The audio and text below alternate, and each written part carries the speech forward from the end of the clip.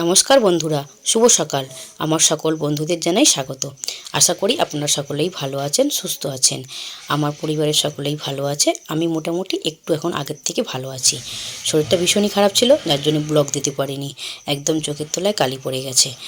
জ্বর, সর্দি, তার সাথে সাথে অ্যালার্জি রয়েইছে। আর সকাল সকাল চান করে ফ্রেশ হয়ে নিয়েছি। চান করার আগে বাসি কাজগুলো সব সেরে নিয়েছি। চান করার পর বাসি কাজ করতে আমার একদম ভালো লাগে না। চান করার আগেই সব কাজ সেরে নিয়ে এই যে এমনকি বিছানাটাও তুলে নিয়েছি। আর এই যে মাম্মাম উঠে পড়েছে। মাম্মাম এই যে একটু খেলা করছে, সাথে সাথে এই যে বাবু এসে গেছে। দুজনে মিলে এখন দু ভাই বোনের এই যে মস্তি শুরু হয়ে গেল। সারাদিনে মায়েদের একটা বড় চিন্তা, টিফিনে কি খেতে দেবো ছেলে মেয়েদের, দুপুরে কি খেতে দেবো, রাত্রিরের টিফিনে দেবো কি, রাত্রিরের খাবারে কি দেবো, যাতে ছেলে মেয়েরা ভীষণ খুশি হয়। এই যে সকালবেলায় মাম্মাম আর বাবুর জন্যে একটা নতুন টিফিন বানিয়ে দিলাম। টিফিনটা পেয়ে মাম তো ভীষণই খুশি। যেহেতু শরীর খারাপ, এখন আর হাতে জামা কাপড় কাচি না, মেশিনেই দিয়ে দিই জামা কাপড় ধোয়ার জন্য। তো দুদিনের জামা কাপড় একদিনে ধুই। তো জামা কাপড় এক পালে এই যে শুকিয়ে গেছে, এগুলোকে নিতে এসেছি। আর বাকি এই যে বালতিতে রয়েছে, সেই জামা কাপড়গুলো মেলে দেবো। আর রোদ্দুরটাও মোটামুটি বেশ ভালোই আছে। এখনও হাফ বালতির উপর জামা কাপড় রয়েছে, এগুলোকে মিলতে হবে। ছাদে যেহেতু এসেছি, আপনাদের সঙ্গে গাছগুলো শেয়ার না করলে হয়। এই যে গাছগুলো ভরে ভরে ফুল ফুটেছে। আর এই যে বেগুন গাছটার বয়স কিন্তু অনেকটাই হয়েছে, 3-4 বছর। গাছটাতে বেগুন ধরেছে, কি সুন্দর। ওর বাবা একটু সার দিয়েছিল গাছেতে, একদম ঝাঁকিয়ে মানে ডালপালা ছেড়েছে, আর বেগুনও ধরেছে। আর এই যে জবা ফুল গাছটা, একটা জবা ফুলও ফুটেছে। আর এই যে অপরাজিতা গাছটা এখনও ফুল দিচ্ছে, যেহেতু শীত একটু কম দিচ্ছে। আর এই যে সাদা ফুলটাও অনেকগুলো ফুটেছে। আর এই যে টমেটো গাছটাতেও অনেক ফুল এসেছে। এখনও টমেটো ধরেনি, কিন্তু ফুল এসেছে অনেক। আর তার সাথে সাথে এই যে পেঁয়াজ গাছ বাবু বসিয়েছিল, এই পেঁয়াজ গাছটায় এতে অনেকগুলো কলি ফুট এসেছে। ছাদের থেকে নেমে এসে একটু দোকানে বসেছিলাম। মাম্মামের ড্যাডি গিয়েছিলো দুধ আনতে, সেটা আর আপনাদের সঙ্গে শেয়ার করা হয়নি। তো মাম্মামের ড্যাডি আসতেই আমি চলে এসেছি দুপুরে রান্না করতে। ঝটপট করে এই যে বিট আলু ভাজা বসিয়ে দিলাম। মাম যেহেতু খেতে ভালোবাসে, বাবুও পছন্দ করে, তো সামান্য একটু হলুদ আর স্বাদ মতো লবণ দিয়ে বসিয়ে দিলাম। এতে একটু শুকনো লঙ্কা জিরে ফোড়ন দিয়ে করলে বেশ ভালোই লাগে, কিন্তু শুকনো লঙ্কা দিলে মামির ঝাল লাগে, আর জিরে ফোড়ন দিলে মাম পছন্দ করে না, বেছে বেছে ফেলে দেয়। তাই জন্যে জিরে ফোড়নটা দিলাম না। বিট আলু ভাজাটা এই যে আমার হয়ে গেছে, এটাকে এবার নামিয়ে নিচ্ছি।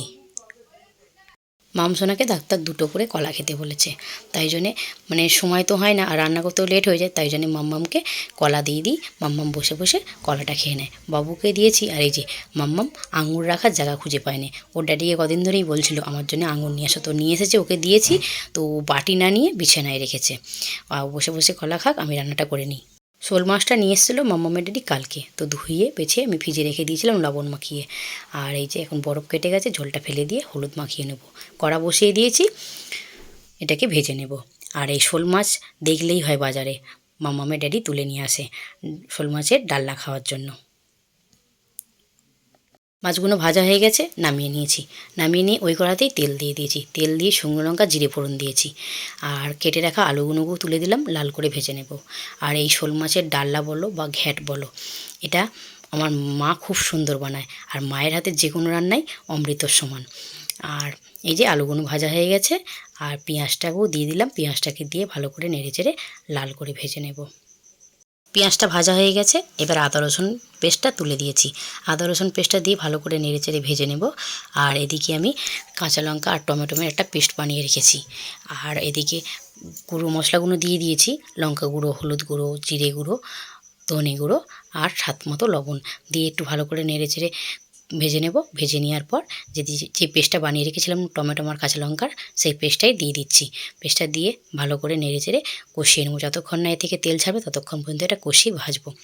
আর এতে সামান্য পরিমাণ জলও দেবো, জল দিয়ে আবার একটু কষিয়ে নেব, যাতে মশলাটা পুড়ে না যায়। মশলাটা কষানো হয়ে গেছে, মশলা থেকে তেলও ছেড়ে দিয়েছে। আর এদিকে ভেজে রাখা মাছটাকে আমি আধ ভাঙা করে ভেঙে নিয়েছি, সেই মাছটাকেই তুলে দিচ্ছি। মাছটাকে তুলে দিয়ে ভালো করে নেড়েচেড়ে কষিয়ে নেবো আবার। আর এই মাছের মানে সবজিটা মানে ঘ্যাটটা খেতে ভীষণই ভালো লাগে। আর এটা যদি আমার মায়ের হাতের হয়, মা যখনই আসে তখনই ও একবার হলেও নিয়ে আসে মায়ের হাতের এই শোল মাছের ডালাটা খাওয়ার জন্য। আর এই যে কষাতে কষাতে জলও দিয়ে দিয়েছি, জলটা দিয়ে ফুটে উঠেছে। গ্যাসের ফ্লেমটাকে লো করে মিনিট 5-7 মতো ঢেকে এটাকে রান্না করে নেব। শোল মাছের ডালনা আমার হয়ে গেছে। তো এতে এবার কেটে রাখা ধনেপাতা দিয়ে দিচ্ছি।